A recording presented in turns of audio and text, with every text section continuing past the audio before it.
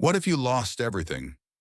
Your name, your freedom, your dignity, and still found something worth living for?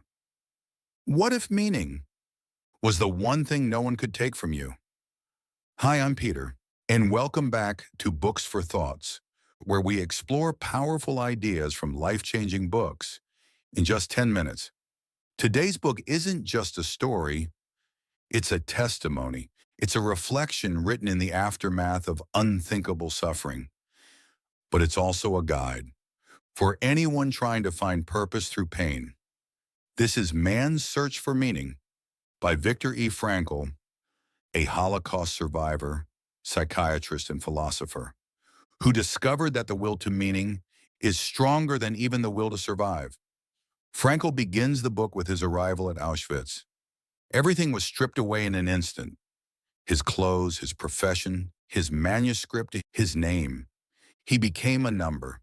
And from that moment on, he entered a world designed to erase the human spirit. But Frankl watched closely.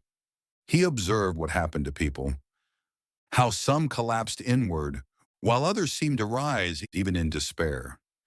He realized that survival wasn't just about strength or luck. It was about purpose. Those who had something to live for, a child, a future, a belief, were more likely to endure. Frankl was a psychiatrist before the war, but in the camps, that knowledge took on new depth. He noticed a kind of spiritual death that came before the physical one, when a prisoner gave up, when they lost their why, they began to fade. Frankl's insight was this: we cannot avoid suffering, but we can choose how to respond to it. He called this logotherapy, the idea that human beings are driven, not by pleasure or power, but by a search for meaning. Even in horror, he saw choice. He wrote, "Everything can be taken from a man but one thing, the last of the human freedoms, to choose one's attitude in any given set of circumstances." In the camps, Frankl saw that those who had a reason to survive, even something small, tended to hold on longer. One man clung to the hope of seeing his wife again. Another dreamed of finishing his life's work. Frankl himself imagined standing in a lecture hall, teaching students about the psychology of suffering. These small mental anchors gave shape to the chaos. They created a kind of inner strength, one that hunger and cruelty couldn't touch. He described it like this: when we are no longer able to change a situation, we are challenged to change ourselves. That wasn't just theory, it was survival. Even in the camps, Frankl saw moments of astonishing moral courage. Prisoners sharing their last piece of bread, someone comforting a stranger in the freezing dark. Men who chose kindness in a place where kindness seemed extinct. Frankl came to believe that suffering doesn't create character, it reveals it, and that our dignity isn't measured by what happens to us, but by who we become in response to it.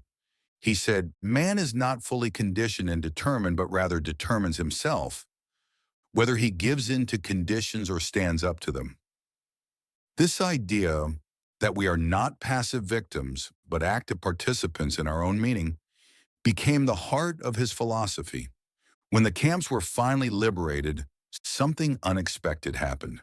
Frankl and the other survivors didn't feel the surge of joy they had imagined.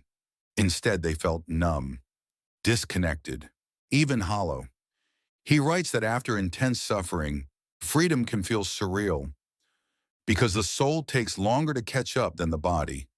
For years, they had survived on meaning, but now they were free and had to rebuild that meaning from the ruins. For Frankl, this was the beginning of a new question. If suffering gives life meaning, then what gives meaning to the ordinary days? The ones not defined by crisis? Frankl believed in something he called tragic optimism. The idea that even in the face of pain, guilt, or death, we can still find meaning. He didn't deny that life is hard. He had lived its harshest truth, but he rejected hopelessness. He believed that meaning doesn't erase suffering, it gives it shape. It says, this pain matters. This darkness will not destroy me. He wrote, life is never made unbearable by circumstances, but only by lack of meaning and purpose. In this way, meaning becomes a form of resistance, not against reality, but against despair. It's how we find direction in grief.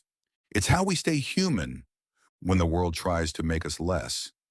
One of Frankl's most enduring lessons is that meaning begins with choice, not the kind of choice that changes your environment, but the kind that changes your relationship to it. He wrote, between stimulus and response, there is a space. In that space is our power to choose our response. In our response lies our growth and our freedom. That space is everything. It's what makes us human. It's what allows us to pause, to reflect, to say, I will not be defined by this. Frankl taught that we are not victims of circumstance. We are authors of meaning. Even when the world collapses around us, we can still ask, what is this moment asking of me? Frankl's ideas weren't just about survival. They were about living well, especially in a world that feels more distracted than ever. He warned of the existential vacuum, the quiet emptiness many people feel when life becomes shallow, performative, or disconnected. We numb it with entertainment, or productivity, or consumption. But what we're really craving is meaning, not comfort, not success, but a reason to wake up and a reason to give ourselves to something greater than ourselves. Frankl believed that meaning comes from three places: through work or creativity, through love and relationships, and through courage and suffering. And when we lose all else, that third one still remains. Even in suffering, we can choose to be kind, to be honest, to be human. Man's Search for Meaning is not a comfortable book, but it is a necessary one. It reminds us that the world may be chaotic, but we are not powerless within it. It asks us to take our lives seriously, not by being solemn, but by being intentional, to stop asking, what do I want from life? And start asking, what does life want from me?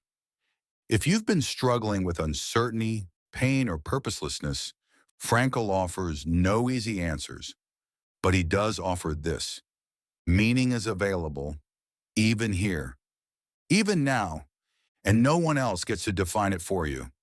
If this breakdown spoke to something deep in you, I encourage you to pick up Man's Search for Meaning and carry its quiet strength in your own hands.